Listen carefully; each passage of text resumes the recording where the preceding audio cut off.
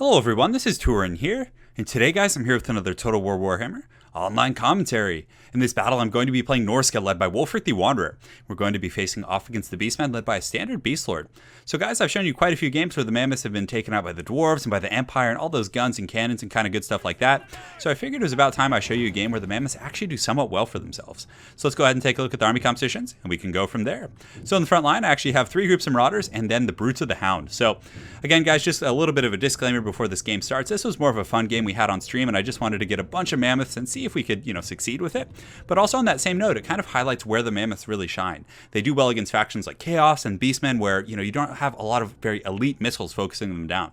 Against the Empire with like Hammer of the Witches, Demogryph Knights and Silver Bullets and all those kind of units, these guys really just get taken out incredibly fast. But against like Beastmen and Chaos, I've had some pretty good success with the Mammoths. And again, I'd like to hear your guys' thoughts on that as well.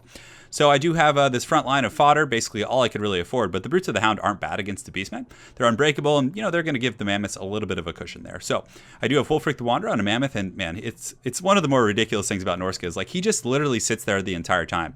Like if you watch him while the Mammoth is fighting, he doesn't move during combat. Like you'd think he would be like maybe standing on the edges, swinging his sword around, but no, he's just chilling in his chair right there. So we do have a Wulfric the Wanderer over here. Right here, I do have the Soul Crusher, the Regiment of Renown, and these guys aren't bad against Beastmen because, and I would kind of be torn if I was actually playing like a really serious game, whether I should choose the Soul Crusher or the War Shrine. Because the Soul Crusher has this anti-large kind of platoon on top. So they throw these spears. They're basically the exact same as the Javelins, though I don't think they throw with, as much density. But the Soul Crusher obviously has better stats, but I like the War Shrine a little bit more, I think. But because the War Shrine has 2 abilities. It has the Bringer of Glory, so it can make a nearby unit unbreakable, which is quite nice. So a lot of times the Mammoths are going to be taking focus fire, and their leadership isn't bad. It's in the 70s with this one, and this one's at 76 right here. But still, they can get kind of, charged in the rear and routed off, so it's really nice to give them that Bringer of Glory, which makes them unbreakable and allows them to generate quite a bit more value. I mean, 16 seconds of a Mammoth fighting is a lot. It also does give the favors of the Ruinous Power. So you can see that radius is actually quite large. It's like hitting like all the troops right here. So let's go ahead and take a look. Yeah, it's hitting those Berserkers. It looks like it's hitting the Mammoths over there as well. So that's pretty good. So on the far side, I just have a regular War Mammoth. So I figured, the Beastmen do have some like Gore Herds and things like that they like to bring. And then the Ungar Raiders, of course, are going to be applying some pressure. So I wanted to have a little bit of armor on these Mammoths. So that's pretty much it for my army. Not a lot of strategy there, just kind of a big derpy Mammoth squad. So hopefully you guys enjoy that. For my opponent, he does have the Eye of Morsleb. So this thing is probably one of my new favorite units on the Beastman.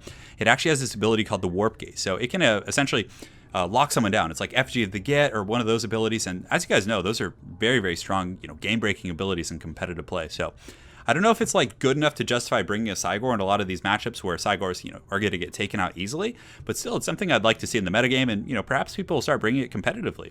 For example, if, an Empire Lord comes in and they just think it's a regular Cygor, you can Warp Gaze it and then, not the Centaurs, but your Centaurs and Gorbals and different things like that can, probably get in and do some work. So pretty cool for that. In the front line, he also has Bestigor Herds just mixed in here. And, if I were playing against Norska as the Beastman, I would probably bring an army composition very similar to this. I like his army composition quite a bit. Bestigors are going to be able to deal with pretty much everything. They can beat Berserkers, they can beat Marauders, they can probably trade very evenly with the Chaos Marauder champions with the great weapons, so I like this quite a bit. He does also have a Beast Lord. I would definitely recommend bringing a Morker, but you can see he was going for a bit of a wider strategy. He does have Death here with, looks like Fate Abuna and Spirit Leech, and I think there was a Ninja nerf to that. But he also has the Koroks Man Rippers, and these guys are going to be MVPs against Norska. Firstly, they have Anti-Large on a great weapon type unit, which is awesome. So they have very good armor-piercing values. They can be a frontline tank. They have great leadership at 88, which is pretty high for a Beastman unit. And of course, they can outtrade the Skin Wolves. They can do well against the Mammoths with that Anti-Large. I definitely like these guys quite a bit. One of my new favorite regiments of renown. In the back, he does have some Ungor Raiders and some Spears to obviously kind of protect them against Skin Wolves or Norscan Icehounds or pretty much anything of that ilk. Of course, he does have a Gorbal, which is definitely going to be pretty essential here in dealing with the 3 Mammoths, and that's pretty much it. So guys, without further ado, let this absurd game begin. So, if I were playing against the Beastmen, I would probably opt for a front line of the Marauder champions with great weapons. I would definitely bring a Mammoth, though, because the Mammoths are so good against, great weapon formations. So if you're going to be fighting against, Bestigors or Chaos Warriors with great weapons or things like that, you're really going to do well. Whereas if you're fighting against, Halberds and, armor-piercing powder weapons, it's not going to be as much fun. So Wulfric is kind of, he's rolling over the hill here. He's sitting in his chair. He's having a little bit of fun, surveying the scene. And you can see the Eye of Morsleb in here, getting those pretty accurate boulder throws and right in the chest of that Mammoth. Damn, that thing, he took that rock like a champ, but did about 7 or 8% HP damage. I'm excited to see how he uses the Warp Warp Gaze. But man, Cygors get winded so fast. I mean, that thing's already winded, but I suppose those boulders are quite heavy. But you guys see how accurate that is? He's pretty much 2 for 2 on Wulfric. You know, as you guys know, when you do Chevron units, it does increase their accuracy, you know, as it pertains to artillery pieces. Pretty sure it's the same for, you know, most units. But nonetheless, guys, we're about to get a little bit of a Lord of the Rings cinematic going in. So you can see the Mammoths coming in pretty hot and heavy here, and they're going to start massacring the front line of these troops. And yeah, this is definitely exactly where you want them to be, just kind of tearing apart great weapon type units, not fighting spears, just having a good old time. So you guys can see this one group of Bestigors like took that initial charge, and they are down to 53 models. They're at half health, and they're already broken. So it just shows the power, like the shock damage that Mammoths can really do.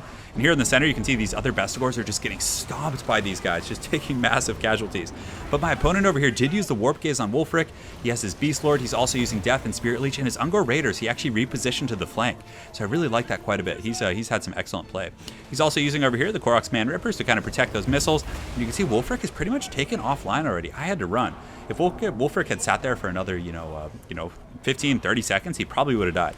So very well played to my opponent. But this entire side of the Beastmen line has been completely collapsed. You can see the spears and all these Bestigors are just running for their lives. The Brutes of the Hound doing a pretty good job of just playing cleanup duty. So in the meantime, the Mammoths over here are still just kind of charging through the Beastmen. And I should have gotten over here a little bit quicker to these Ungors, but I was so focused on just collapsing his main line and then kind of just chasing from there. So 3 Mammoths is definitely a lot to deal with. And Wulfric is having to run off the side of the battlefield, and it looks like the Eye of Morsleb is kind of chasing him. So we're going to get a little bit of a King Kong versus Godzilla action here, but this is still dangerous. Though this guy doesn't have like the same 550 weapon strength of your traditional giants, he still has very, very good combat stats. He has 56 melee attack with magic damage, not that that is pertinent. But he also has 397 weapon strength in melee. So Wulfric is Spirit Leeched again. I did pop the Sword of Torgvald, which gives him 22% weapon damage. And guys, I do think the Sword of Torgvald is a buff that's probably worth bringing in most games. It has a 135-second cooldown. However, it lasts for a full 2 minutes. So pretty much, as you guys know, in Total War Warhammer, most battles are very quick. So, that's pretty much going to be the, the full duration of the battle. So you can see Seafang going on a little bit of a voyage there, sailing through the old world and then back into the warp. But the Mammoths have done a pretty good job cleaning up the Beastmen herd. So over here, the Koroks Man Rippers, they got in and did a little bit of damage to one of my Mammoths, and they're going to be, one of the last tools the Beastmen have here, really. Up on the hill, though, this is looking a little bit shady. It looks like the Warp Gaze has been cast, so he can't move right now. And I actually was like trying to turn him around, but for some reason he wasn't turning around. I don't know what was going on there. But regardless, the Mammoth is doing a good job fighting, but this guy's getting him really low. The Eye of Morsleb getting in there doing some serious work. Back in the main line, you can see the Mammoths are still kind of running shop. Some of the Marauders are back kind of supporting them, which is nice. But nonetheless, Big Papa Gorbel is definitely getting trampled by the Soul Crusher, the most heavy metal mammoth in existence. I love the name. I love the name when like Chaos units just have these like blatantly like heavy metal names just straight out of the 80s. But nonetheless, the Soul Crusher is at about half health. There are some Ungor Raiders putting pressure, but you can see the enemy Beast Lord actually just got killed by the Soul Crusher. I didn't even notice that, but is that him right there? No, that's actually one of the Koroks Rippers here. But nonetheless, the Mammoths have won the day. You can see the Beastmen forces are running to the hills, and it looks like Wulfric the Wanderer was actually able to kind of fend off this Eye of Morsleb up here, which is pretty cool. So guys, that actually, that was a good Beastmen army. I really liked it. The Bestigors, would trade pretty well with most Norscan infantry. The missile pressure against some of the monstrous units. The Man Rippers are also very good here. And, the Eye of Morsleb would have been good at kind of snaring down, like, the Maw of Savagery. He could have used Warp Gaze and then engaged with missiles or just peppered them. A lot of good utility there for sure. I definitely would suggest using Morker, but again, in going wide like this, you can see he was trying to get a lot of spears. So Morker probably would have, maybe cut these 2 Ungor spears from being selected. But still, guys, just wanted to kind of show you guys how well Mammoths can do against some of these non-humanoid factions. They do very well against Beastmen, against Chaos. Again, they do have, their own counters, and at the end of the day, this was a bit of a cheese build. Most people aren't going to bring this, and it is cheesy bringing like 4 Mammoths. But I just kind of wanted to test them out, and we're on stream, so it was definitely some entertainment value there. So guys, thanks again for watching. Hopefully you enjoyed this Mammoth surprise attack, and guys, we'll be seeing you all soon. Hello everyone, this is Turin here, and today, guys, I'm here with another Total War Warhammer live Battlecast. In this game, we're going to be playing Norsca, and we are indeed facing off against the Dwarves. So for our Legendary Lord, we do have Wulfric the Wanderer on a chariot. Getting Throg is a little bit risky against the Dwarves because, again, he is weak to, he's a large unit, so he's going to be taking fire from the bolt throwers and the cannons and all that kind of good stuff. And on top of that, he also is weak to fire. So against Gyrocopters, which seem to be a pretty popular pick in this matchup, you definitely got to watch out. Throg can go down very, very quickly. Granted, Wulfric on a chariot is still a large target, but he doesn't take that bonus from versus fire. And Seafang actually is not bad. The kind of boat ability works a little bit like Winds of Death, and it almost does as much damage in some circumstances if you can like land it nice and square. So since he is playing Clan Angren, we did get a little bit fancy. We do have these Miststalkers here, so these guys aren't going to be good against traditional Dawi because again they do magic damage, but still they have armor sundering, and on top of that they have magic damage. So if he does bring the Ghost Lords, they'll do well, and worst case scenario they'll give us a little bit of a presence in the front line. So let's queue those guys up, and for our mobile units we do have the Maws of Savagery as well as the Skinwolves here. So I'm trying to think. We probably want to deploy on the far side over here, and I think this might be the way to go. Yeah, because marching down the pipe here. Although, you know what? Let's just make it old-fashioned. We're going to kind of go right there and just hang out. So we do have the 2 javelins as well. The javelins you might think you might think that they're not an intuitive pick against the dwarves because of their lack of AP, but with Lore of Metal you can usually get away, with using them, and they work pretty well against gyrocopters and all that kind of stuff. So my opponent does just have a Helm's Deep situation up here, so we're going to go ahead and run around, and it's definitely going to be tough to get in here, but we're going to do our best to make it work. He doesn't have the Ethereal Lords, I don't think, so he definitely just did a Clan Angren bait, but thankfully these Miststalkers right here do have a stock, so he's not going to be able to see them. One thing that we do have going for us as well as he doesn't have a lot of AP in the front line, so our champions should do pretty well with their 80 armor. So let's get the Maws of Savagery up and around, and I'm almost tempted to send these Famir around the flank as well. How fast are they? 45 move speed? Yeah, that can probably work. So let's actually have them start running over there and see if we can get some side pressure. It's pretty cool. They actually do have stock. So a lot of people aren't really going to be kind of expecting those bad boys. Cool. So as soon as our ice fluffs get up and around the side, we should be able to put some pressure on these handgunners. In the back, he does have Slayers in the Forest, 2 groups of Thunders, and this is a really, really rough map for pretty much any faction like the Dwarves that can really like force you into a choke with explosives and all kinds of nasty stuff like that. It's going to be real nasty. So we're going to send Wulfric up and around the side as well and start pressuring from both sides. We definitely want to try and overextend his Slayers, because hopefully he only has 1 group, because we have 2 pretty overwhelming forces here. So if we can kind of get around those Slayers, we should be fine. He does have some miners and auxiliary, but honestly the Skinwolves should be able to kind of tear those guys up pretty good. Cool. So let's go ahead and just form our pocket right here and get ready to go. And it looks like we're already taking fire, so we might as well just start marching, to be honest. And we'll get these guys going here. And do we want to get the javelins throwing at any of these guys? Yeah, we can get them kind of poking up the hill, and this Marauder can go up and around the side as well. Great, so Wulfric is almost there. The Famir Stalkers are a little bit late to the party, so I probably should have timed that a little bit better, but you know what, guys, we're doing our best here. We do have our Skin Fluff right here, so we're going to kind of charge him up and see if we can squeeze him through, and great, so we do have our Wolves ready to go. So let's get the Maws of Savagery in here. Let's bait the Slayers over here with these Ice Wolves, so hopefully he'll chase the Ice Wolves there. Great, so we do have Transmutational Lead, so we're going to go ahead and pop that right here and kind of debuff that entire front line. Wulfric and company, we're going to go ahead and drop these Sea Fangs, so we want to get a good angle right here on the front line. So you see how it's kind of like approaching? If we can line them up right here, I think that should do it. So Sea Fang's going to go, and bam, that actually did some good work. Cool. So we can charge him in here. We do have these Miststalkers as well coming in pretty hot and heavy. So Wulfric, we can just charge through. You can see we're really getting some work in over here. And the Skinwolves should be able to kind of come down and collapse on these Thunders on the far side. So let's pull these guys back, and everything seems to be going good. So we're going to go ahead and cast a Bombardment ability up here on these Thunders. Can't even speak right now. And get on them with the Norskin Ice Wolves. So Wulfric's going to come in here. He should be in the main battle now with his Chariot. So we definitely want to kind of be, sticking and moving with him, popping that Sword of Torgvald. And our Javelins are also throwing as well. So everyone's doing their job. These Marauders are a little late to the party, and these Skinwolves took a massive beating over here. But finally, our Famir Miststalkers are going to come in and hopefully get a good rear charge that will change the tide of this battle. So the Javelin's still thrown in here at these Thunders. We could cast a Plague of Rust on them, but let's go ahead and check Big Daddy Wulfric. Just make sure he's doing his thing. And let's actually just keep him after these Thunders. I think that's going to be really solid. So yeah, these Famir Miststalkers should do well for us over here. Granted, they are going to be fighting against Slayers, so that's going to be a little bit rough. And good, so our Skinwolves are back online. Let's get a nice rear charge up here on these great weapons. We'll pull Wulfric in to help out. We do have another Sea Fang as well. So yeah, a lot of our infantry forces are kind of routing off here, though, against the front line. Coming into that pocket was real tough. Cool, so Wulfric and the company seem to be doing okay. The Slayers are getting a little bit low. Let's pop another Sea Fang right here on these Ironbreakers. Man, we did like no damage to those guys. So our Norskin Ice Wolves up on the high ground seem to be doing okay. Let's get them peeled off into these Thunders and get the Maws of Savagery over there as well. And if we can kind of win this battle over here on this far side, I think that might be very, very helpful for us.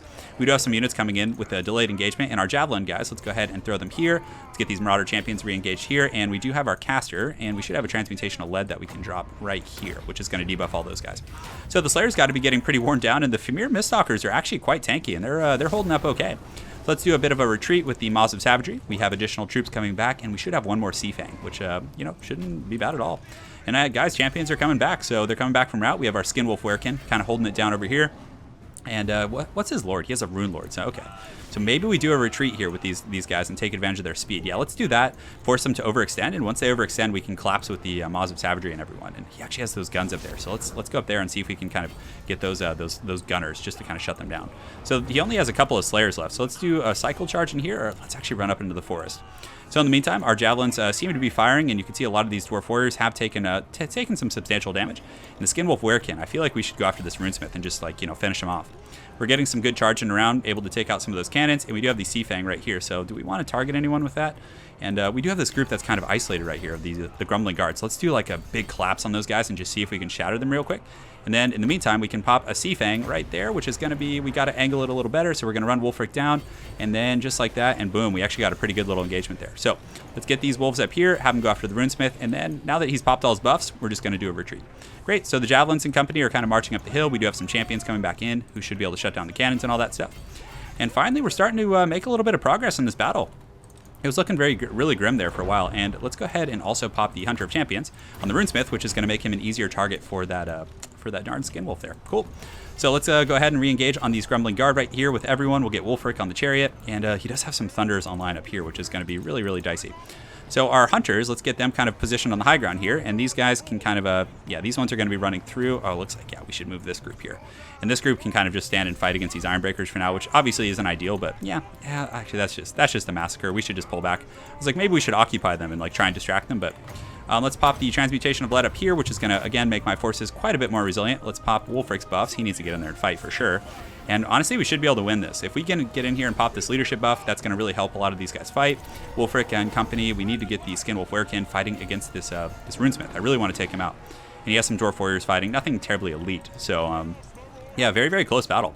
Let's go ahead and start throwing some javelins here. And our caster, we also do have a Plague of Rust here. So let's cast this on the Rune Lord.